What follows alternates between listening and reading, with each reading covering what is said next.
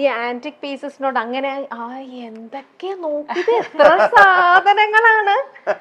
ഇവിടെ ഒന്നും ഒതുങ്ങിയിട്ടുണ്ടാവില്ലല്ലോ മുകളിലുണ്ട് കുറച്ച്. ഇതിപ്പോ അവസാനം കിട്ടിയൊരു കുറച്ച് ദിവസം മുമ്പ് കിട്ടിയ ഒരു അവാർഡാണ്. ഇതിലുള്ളതെല്ലാം തന്നെ അവാർഡ്സ് ആണ്.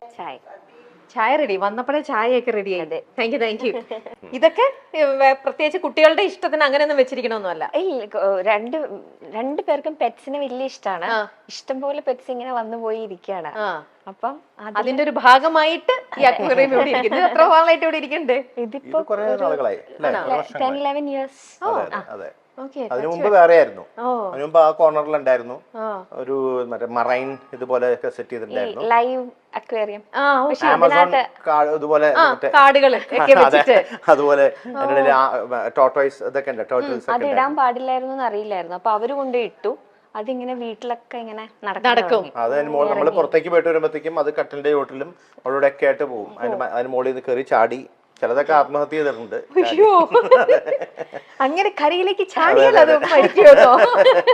അതുകൊണ്ട് നിങ്ങൾ അത് മാറ്റി ഇങ്ങനെ ആക്കി വെച്ചു. ആമയെ വളർത്താൻ പാടില്ല. അതെ, പിന്നെ അങ്ങനെ ഒരു റൂള് വന്നല്ലോ, അങ്ങനെ ചെയ്യാം. പണ്ടെല്ലാരും റൂളല്ല, ആ ആമയെ നമുക്ക് വളർത്താം, പക്ഷെ അത് ആമസോൺ ഇതിൽ ഉള്ള ആമയാണത്, ഒരു പച്ച കളർ ആമ.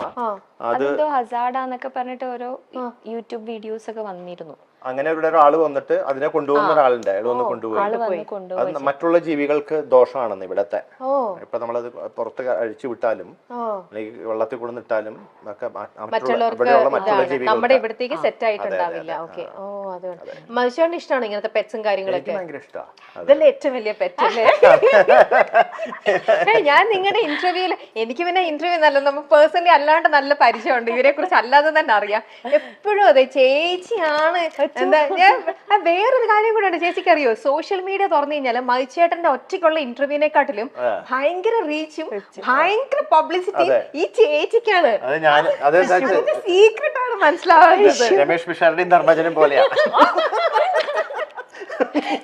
അത് കളിക്കിട്ടാ, അത് കളിക്കി ശരിക്കും. അപ്പൊ ധർമ്മജൻ ഒറ്റയ്ക്ക് നിൽക്കില്ല, വരുമ്പോൾ ഭയങ്കര ക്ലിക്ക് ശരിക്കും കേട്ടോ. ഭയങ്കര ഒരു ചേച്ചി പറയൂ, അതിന്റെ പിന്നിലത്തെ രഹസ്യം എന്താണ്? എന്തായിരിക്കും മൈച്ചേട്ടാ? ഈ മൈച്ചേട്ടാ ഒരു ദിവസം എത്ര തവണ വിളിക്കും? എന്ത് ചോദിച്ചാലും എന്താ മൈച്ചേട്ടാ, എല്ലാം മൈച്ചേട്ടന്റെ അടുത്താ ഞാൻ ചോദ്യങ്ങളെല്ലാം. ഇവിടെ അത് നിങ്ങളുടെ പടമല്ലേ? അതൊക്കെ ഓരോ ആരാധകര് വരച്ചു വെച്ചിരിക്കുന്നത്. ചിലതിലൊക്കെ ഞങ്ങളെ പോലൊന്നും ഉണ്ടാവില്ല കേട്ടോ കാണാൻ. എന്നാലും നമുക്ക് മനസ്സിലാവുമല്ലോ അത് നിങ്ങളുടെ തന്നെയാണ്. ഇത് ചേച്ചിയുടെ, നിങ്ങൾ രണ്ടുപേരിലും ചേച്ചി വരയ്ക്കും അല്ലേ? ഞാൻ പറഞ്ഞു കോളേജ് വരെയൊക്കെ ചെറുതായിട്ട്. പക്ഷെ രണ്ട് കുട്ടികളും വരയ്ക്കും. ഞങ്ങക്ക് നല്ല ചായയൊക്കെ ഉണ്ടാക്കി തന്നത് ഇതാ നമ്മുടെ മത്സ്യേട്ടന്റെ സ്വന്തം അമ്മയാണ്. ഞാൻ ഇത്ര നേരം കിച്ചണിലൊക്കെ നിന്ന് സംസാരിച്ചത്. നമുക്ക് അമ്മയുടെ അടുത്ത് വിശേഷങ്ങളൊക്കെ ചോദിക്കാം. അമ്മ ഞാനിത് വെക്കുകയാണ്, മൈക്ക് വെക്കുക. നല്ല ചായ ആയിരുന്നു കേട്ടോ, നല്ല സൂപ്പർ ചായ. ചേച്ചി എങ്ങനെയുണ്ട് ചായ ഉണ്ടാക്കാൻ? അമ്മയുടെ അത്ര വരുമോ? പിന്നെ നല്ല ചായ നല്ല ചായ ഭയങ്കര ഇഷ്ടമാണ്. ആണോ? ദിവ്യ ചേച്ചി ഏറ്റവും നന്നായിട്ട് ഉണ്ടാക്കുന്നത് ഭക്ഷണം എന്താ? ദിവ്യ കറികളൊക്കെ നന്നായിട്ടുണ്ടാക്കും. പിന്നെ പ്രത്യേകിച്ച് പിറന്നാളൊക്കെ സദ്യ ഉണ്ടാക്കാൻ സദ്യയാണോ ദിവ്യ ചേച്ചിയുടെ? ചോദിച്ചോ അങ്ങനെയൊന്നും ഇല്ലാണ്ട് അമ്മ ഭയങ്കര കുക്കാ. എന്താ മൈച്ചേട്ടൻ പറയൂ, ദിവ്യ ചേച്ചിയുടെ ഏറ്റവും നല്ല ഡിഷ് എന്താ ഉണ്ടാക്കണേ? എനിക്ക് ദിവ്യ ഉണ്ടാക്കണതിൽ മോരുകറി ഇഷ്ടമാണ്, അവിയൽ ഇഷ്ടമാണ്, സാമ്പാർ.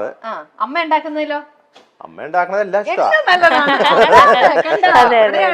ഇവിടെ നല്ല ഭംഗിയുള്ളൊരു കിച്ചൺ ഒക്കെ ഉണ്ട് കേട്ടോ. നല്ല നമ്മുടെ എല്ലാവരുടെ വീട്ടിലുള്ള പോലെ നല്ലൊരു മോഡുലർ കിച്ചൺ. സർപ്രൈസ് വിസിറ്റ് ആയിരുന്നു ഇതൊക്കെ, അതുകൊണ്ടാണ്. പക്ഷെ എന്നാലും നല്ലൊരു കിച്ചൺ.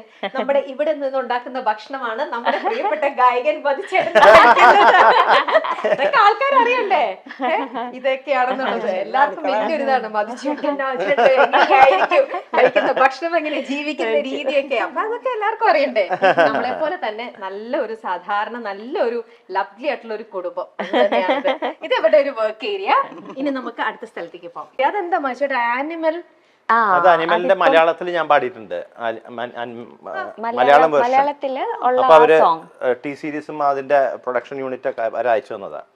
ഞാൻ അവിടെ ഇങ്ങനെ നോക്കിയപ്പോ കണ്ടു ആനിമൽ ഇതുമായിട്ട് മതിച്ചേട്ടൻ വിചാരിച്ചു. ഓക്കെ, അവരയച്ചു തന്നതാ.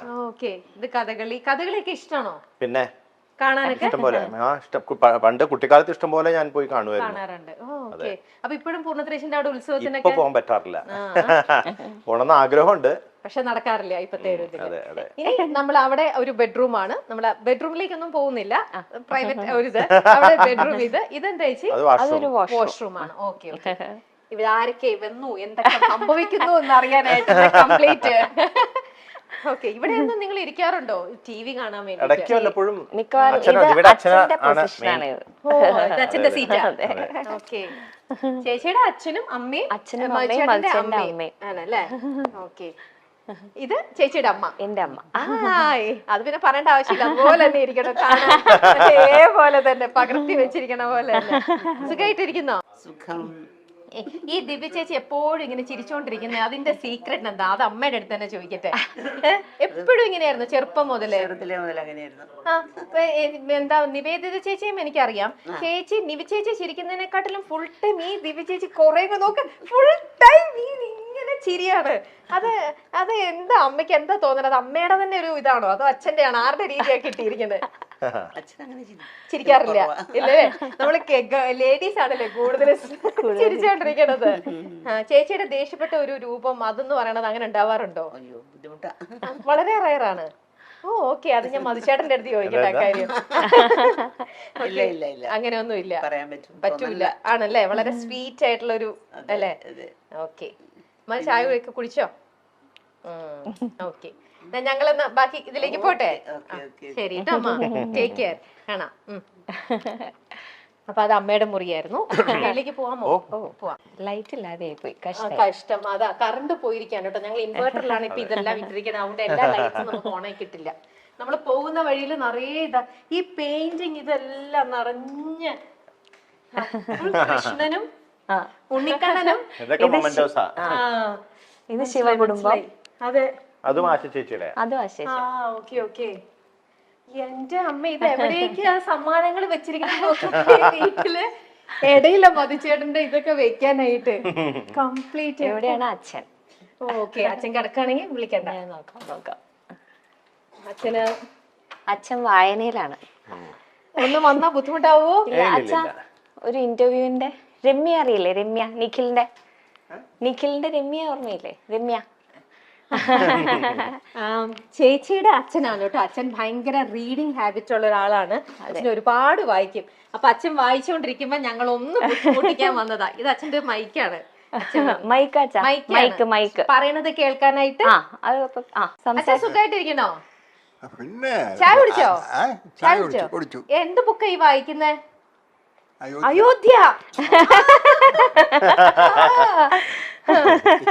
വായിച്ചു കഴിയാറായി. അതല്ല, ഒരുപാട് സത്യങ്ങളാ നമ്മൾ അറിയാത്ത സത്യങ്ങൾ അതിനകത്ത് മുഴുവനും. എന്തൊക്കെ കാര്യങ്ങളായിരുന്നു അറിയില്ലേ? ഈ മക്കൾക്കുണ്ടോ ഇതേപോലെ റീഡിങ് ഹാബിറ്റ്? മക്കൾക്കുണ്ടോ? വായിക്കാനുള്ള ശീലമുണ്ട്. ഉണ്ട്. ആ മകനില്ല. അതൊക്കെയാണ് എന്റെ ഇൻട്രസ്റ്റ്. യക്ഷിക്കഥ, പ്രേതകഥ, ഹൊററാണ് എന്റെ. അതല്ല മോളെ, നമുക്ക് വായിക്കാൻ ശീലമുണ്ടെങ്കിൽ സമയം നന്നായിട്ട് പോയിക്കൊണ്ടിരിക്കും. യാതൊരു സംശയമില്ല. മറ്റേതറിയാമോ, ഒരു ബോറിംഗ്. നമുക്കിനി ബാക്കിയുള്ള അച്ഛൻ ഞങ്ങളെ ബാക്കിയുള്ള അടുത്തേക്ക് കൊണ്ടൊന്ന് പോയി വീടിന്ന് ചക്രടിച്ച് കാണട്ടെ. അപ്പൊ സന്തോഷം കേട്ടോ, കാണാം കേട്ടോ, സന്തോഷം. ശരി ശരി. ഓക്കെ. നീ പൂജ റൂം. ഓ, മേളിലാ പൂജാ റൂം. ഇത് ദിവ്യയുടെ വീണയാണ്. ദിവ്യ കുറച്ചാള് വീണ പഠിക്കണ്ടായിരുന്നു. അത് അവിടെ തന്നെ നിൽക്കണ്ടത്. എന്റെ വീട്ടിൽ ഒരു തബ്രും വീട് ഇങ്ങനെ ഒരു ഷോ പീസ് ആയിട്ടാണ് അവിടെ ഇരിക്കുന്നത്. ഇതായിട്ട് പൂജാമുറി എന്താ ഐശ്വര്യം. ഇതെന്റെ അച്ഛൻ.